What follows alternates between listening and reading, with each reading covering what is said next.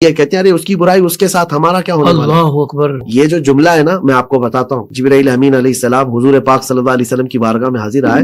عرض کیا آقا ایک بستی ایسی تھی جس پر اللہ نے مجھے عذاب نازل کرنے کا حکم دیا لیکن وہ سارے نافرمان تھے, گنہگار تھے. جب اللہ تعالیٰ کا غضب ہوا عذاب نازل کرنے کا تو اس میں ایک بندہ تھا جو پرہیزگار تھا, بڑا نیکوکار تھا اور عبادت گزار تھا, اس کے کوئی گناہ نہیں تھے.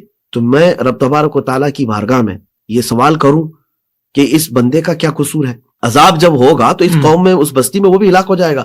لیکن جبرائیل امین کہتے میری ہمت نہ ہو سکی. رب تبارک و تعالیٰ کی بارگاہ میں کہتے جلال رب ذوالجلال کا ہو اس وقت تو آپ نے اس بستی پر عذاب نازل کر دیا. بستی تہس نہس ہو گئی, سارے کے سارے ختم ہو گئے, وہ نیکوکار بھی.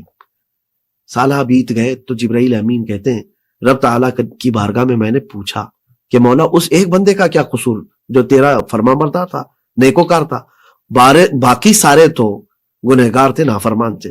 رب تبارک و تعالیٰ نے فرمایا اس کا گناہ یہ ہے کہ اس کی آنکھوں کے سامنے برائیاں ہوتی تھی, وہ دیکھ کر خاموش رہتا تھا. اللہ اکبر. اس کا گناہ یہ ہے کہ وہ یہ سمجھتا ان کی برائیاں ان کے ساتھ مجھے کیا فرق پڑتا ہے.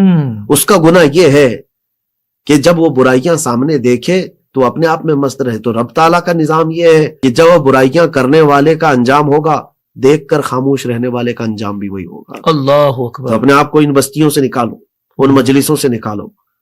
تو برائیوں سے روکنے کا جو نظام ہے نا, یہ والا نظام آپ نے پوچھا نا کہ اس میں کچھ خاص لوگ ہیں یا عام ہیں, یہ جو تیسرا والا ہے یہ سارے لوگوں کے لیے, سارے لوگوں کے لیے ہے. پہلے والا جو یعنی ہاتھ سے روکنا اور زبان سے روکنا, چلے اس میں مخصوص حضرات سے حکام ہیں جن کو اللہ نے اتھارٹی دی ہے, اور علماء اسلام ہیں جن کو اللہ تعالیٰ نے تبلیغ کا ایک ہنر دیا ہے, تو زبان اور ہاتھ تو وہاں سمجھ میں آتی ہے. لیکن یہ والا جو نظام ہے معاشرے سے برائیوں کو یا برائی کرنے والوں کا بائیکاٹ کرنا, اس میں سارے لوگ ہیں. احتجاجاً خود کھڑے ہو کر چلے جانا, واک آؤٹ کر جانا. بالکل. کیا کہنے یہ اس سے کوئی یہ بندہ یہ نہ سمجھ لے کہ دشمنی پیدا ہو جائے گی, سختیاں پیدا ہو جائے. اگر دشمنی اور سختی پیدا ہونے والی ہوتی تو اسلام کبھی اس کا حکم ہی نہیں دیتا.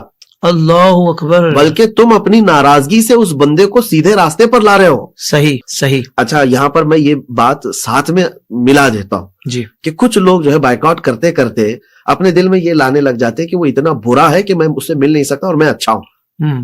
یہاں مسئلہ ہے. یہ مسئلہ جو ہے یہ بھی بڑا بد اخلاق نہیں ہونا. ہاں, بد اخلاق نہیں ہونا. نیت آپ کی یہ ہے کہ اس کو سیدھے راستے پر لانے کے لیے میں یہ ناراضگی دکھا. واہ واہ واہ. اور کہیں آپ نے غرور و تکبر اپنے اندر لے لیا تو پھر آپ بھی تو مارے جاؤ. اللہ اکبر کبیر. آپ بھی تو ہو سکتا ہے کہ وہ عنقریب توبہ کر لے اور تم اس سے نفرت کے سبب تم خود دوزخ میں چلے جاؤ. کبھی کبھار بائیکاٹ کرنے والوں کا یہ بھی سسٹم دیکھا گیا ہے.